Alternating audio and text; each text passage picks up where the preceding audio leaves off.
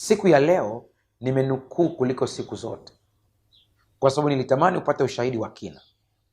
Tarehe ya kuzaliwa Yesu Kristo, hakuna ushahidi wowote katika Biblia ya kwamba ilikuwa ni tarehe 25 Disemba.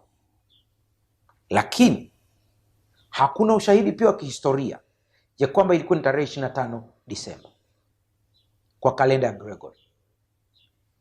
Ila kuna ushahidi wa kutosha kihistoria ya kwamba tarehe 25 Disemba ilikuwa ni sherehe ya kuzaliwa Mungu Tammuz, Mungu Mithra, Mungu Osiris na miungu wengi sana ambao katika mataifa mengi walikuwa wanasherehekewa tarehe hii ya kuzaliwa.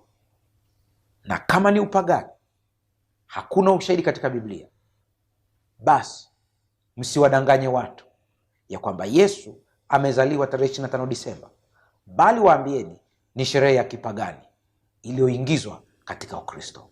Mungu akubariki.